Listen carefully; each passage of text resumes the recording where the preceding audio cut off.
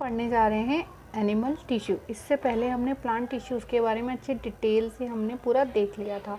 अब हम इस वीडियो में एनिमल टिश्यू को डिस्कस करेंगे, जिसमें सिर्फ एपिथेलियल टिश्यू ही में आज हम कवर कर पाएंगे, क्योंकि वीडियो बहुत लेंदी हो जाता है इसके चलते। ठीक है, इसके जो एनिमल टिश्यू होता है वो बहुत कॉम्प्लेक्स ऑर्गेनाइजेशन रखता है, बहुत जटिल रखता है। ठीक है, जिसमें हम देखेंगे 4 टाइप। एनिमल टिश्यूज़ में मेजरली कैसी होती है, 4 टाइप्स की होती हैं। एपिथेलियल टिश्यू, कनेक्टिव टिश्यू जो कनेक्ट करे, मस्कुलर टिश्यू जो मसल्स को करे, जो कि मस्कुलर टाइप में भी 3 टाइप्स की होती है। नर्वस टिश्यू में न्यूरॉन्स आते हैं, कंसिस्ट करती है। अब epithelial tissue, it is the simplest tissue known as epithelium, जिसे हम एपिथेलियम सबसे सिंपलेस्ट फॉर्म होता है इन टिश्यूज़ का, जिसे हम एपिथेलियम बोलते हैं। ये एक प्रोटेक्टिव टिश्यूज़ होती हैं जो कि कवर करती हैं बहुत से ऑर्गन्स को बाहरी, मतलब एक कवच की तरह होती है, बैरियर की तरह काम करती है, दूसरे ऑर्गन्स से अलग रखती है, एक ऑर्गन को दूसरे ऑर्गन से अलग रखती है, जिसे क्या बोलते हैं, एपिथेलियल टिश्यू। ऑर्गन बोलो या सेल्स बोलो, ठीक है। बहुत से पार्ट्स आते हैं, जैसे stomach, intestine, kidney, skin etcetera. Skin मैंने लिखा नहीं है, लेकिन स्किन भी इसी में आता है। टिश्यू देखते हैं। कनेक्टिव टिश्यू एक्चुअल में this maintain the form of the body as well its organ and provide internal support, bones, cartilage, blood इसके एग्जाम्पल है। ये क्या मेंटेन करता है, ऑर्गन्स को इंटरनल सपोर्ट देता है कनेक्टिव टिश्यू। ठीक है, कनेक्ट करके रखता है।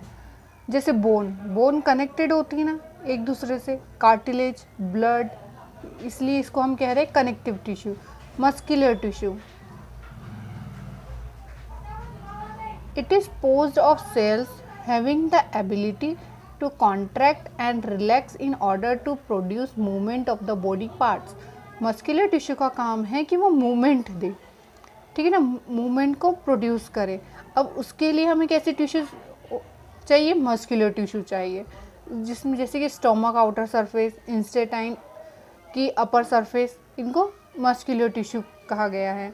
नर्वस टिश्यू, जैसे नर्व सुई, इसमें हम देखेंगे it coordinates and contract many body activities by simulating muscles contraction.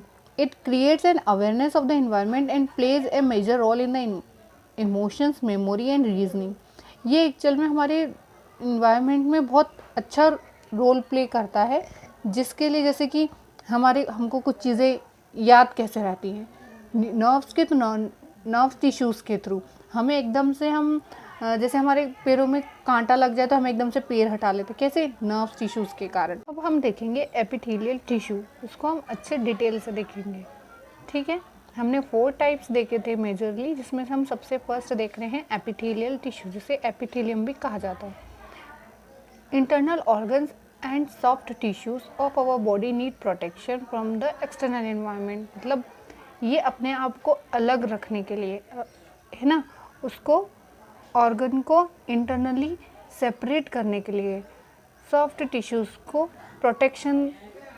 Protect करने के लिए एपिथेलियल टिश्यू होती है, जिसे हम क्या बोलेंगे, प्रोटेक्टिव टिश्यू। एपिथेलियल टिश्यू को हम एक तरह से देखें तो एग्जाम्पल के तौर पे स्किन। अब हमारे स्किन की जो टिश्यूज़ होती हैं वो कैसी होती हैं, प्रोटेक्टिव होती हैं, हमें बाहरी एनवायरनमेंट से हमें प्रोटेक्ट करती है। अब लाइनिंग ऑफ माउथ, अब हम तो मुंह में बहुत सी चीज़ें खाते हैं, लेकिन हमारे मुंह के जब आप देखेंगे मिरर में खुद को, तो एक टिश्यू का एक आवरण दिखाई देगा। हम तो बहुत चीज़ें खाते हैं, यदि वो उस सेल में या चला जाए तो इसीलिए वो एक कवच की तरह काम करता है। इनर लाइनिंग स्टोमक की इनर लाइनिंग को अंदर, इनर लाइनिंग ऑफ इंटेस्टाइन, बहुत सी आंतों में भी होती है, हमारी आंतें होती हैं हमारे अंदर, उसमें होती है, रेस्पिरेटरी ट्रैक्ट में होती हैं। ठीक है, it covers most organs and cavities with in the body. अब ये देखिए, मैंने एक छोटा सा डायग्राम बनाया है, जिसमें ये ब्रेन और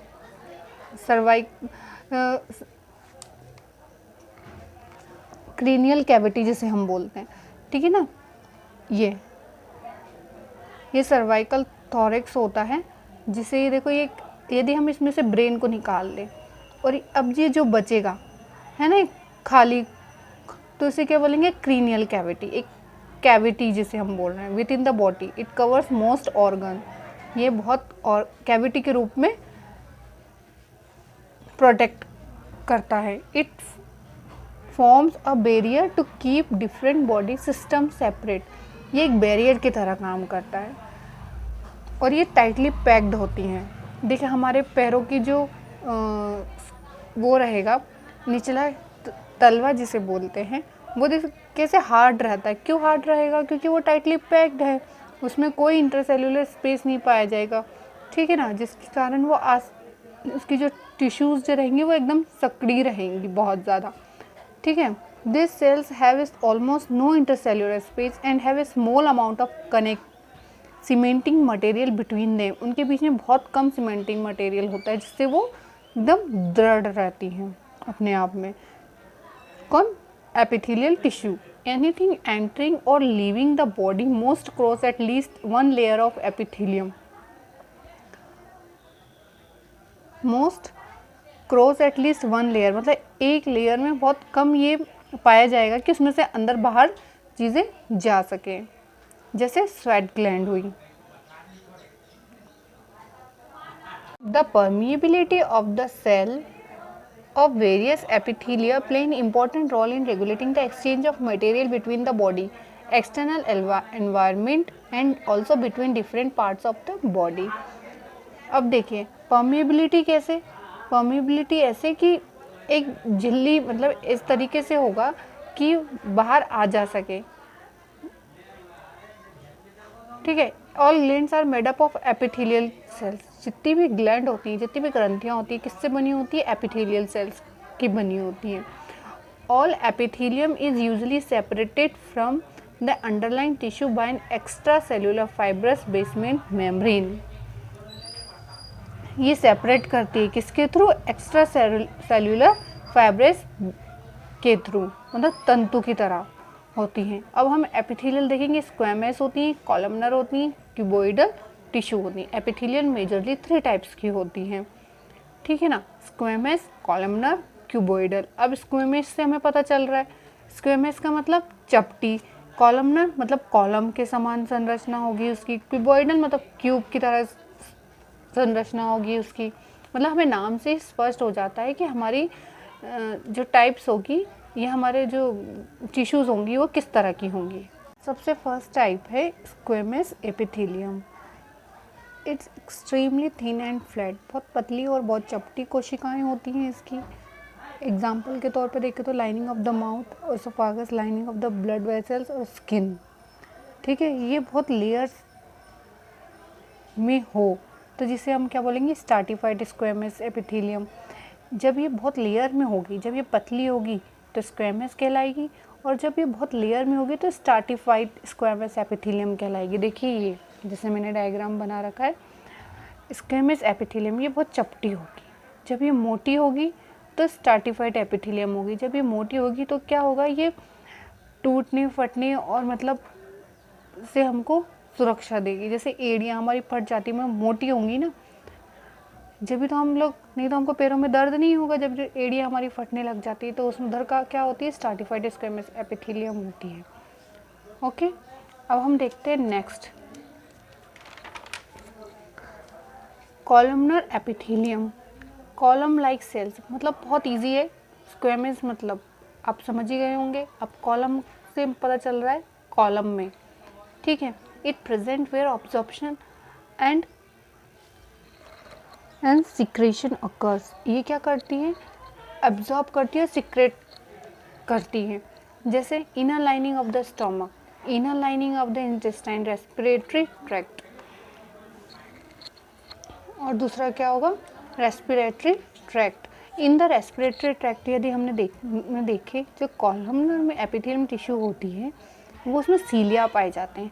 वो क्योंकि मूव करते रहते हैं ना, pushes the mucus forward to clear it, और वो पुश करते रहते हैं म्यूकस को, ठीक है। और उसमें अंदर जो भी कण हैं यदि आ जाए तो उसको वहीं उसके बीच में उलझ के रह जाते हैं। जैसे ये मैंने डायग्राम बनाया है, देखिए सीलिएटेड, ये सीलिया जैसे हेयर लाइक स्ट्रक्चर दिख रही है, इसमें कॉलम में जमी हुई है इसकी सेल्स, और ये देखिए सीलिया दिखाई दे रहा है। और ये देखिए ये कॉलम में यदि जमी हो तो कॉलमनर एपिथेलियम टिश्यू कहलाती हैं। अब देखिए क्यूबॉइडल एपिथेलियम टिश्यू। अब जो क्यूबॉइडल है मतलब क्यूब में है ये, इसलिए इसको बोल रहे हैं क्यूबॉइडल एपिथेलियम टिश्यू। इनको आप 1 से 2 बार पढ़ेंगे तो आपको अपने आप याद हो जाएगा, क्योंकि नाम से हमें स्पष्ट हो रहा है कि कौन सी टिश्यू किस प्रकार की होगी और कैसी होगी, और याद करने में भी बहुत ईजी रहेगा। और याद क्यों करना है, ये तो पढ़ते पढ़ते ही समझ में आ जाना है, आपके जहन में हो जाएगा कि कैसे हमको देखना है। This epithelium has cube shape. सबसे इजी बात है कि वो क्यूब शेप की होती है। It perform secretion and absorption. ये भी परफॉर्म क्या करती हैं, सिक्रेशन का काम करती है और ऑब्जॉर्ब का काम करती है। It also provide mechanical support, एक मैकेनिकल सपोर्ट भी देती है, ठीक है ना। ये कहाँ होगी, किडनी के लाइनिंग ट्यूब्यूल्स में होगी, है ना, डक्ट में होगी, स्लाइवरी ग्लैंड में। किसके, स्लाइवरी ग्लैंड्स के। देखिए ये क्यूब लाइक स्ट्रक्चर दिख रहे हैं इसकी, ये ऐसे जमी हुई होंगी। और किसके लाइनिंग में होंगी, किडनी ट्यूबल्स के। किडनी में नेफ्रॉन्स होती हैं, कितनी ट्यूब होती हैं उसमें, देखा होगा आपने, तो वो कितनी बारीक होती है। तो ये उसकी जो टिश्यूज़ होते हैं वो इस तरीके से जमे हुए होते हैं। Sometimes a portion of the epithelial tissue folds inward and multicellular gland is form. This is glandular epithelium. वो फोल्ड होता है ऊपर से, वो तरह तरह की होती है, मल्टी सेल्यूलर तरह तरह की ग्रंथियाँ होती हैं। तो जैसे ये देखिए ये पैक्ड है तो ये एंडोक्राइन है ना। अब ये एक्सोक्राइन मतलब बाहर की तरफ, और ये स्वेट ग्लैंड जो कि क्यूब लाइक स्ट्रक्चर रखती हैं, ठीक है। तो ये रहा हमारा आज का एपिथेलियल टिश्यू। आई होप आपको ये समझ में आया होगा। अब हम नेक्स्ट पार्ट में देखेंगे, क्योंकि ये थोड़ा सा लेंदी हो जाता है हमारा वीडियो, इसलिए हम इसको नेक्स्ट पार्ट में देखेंगे, connective tissue. Thank you for watching this video. I hope आपको ये पसंद आया होगा। Thank you.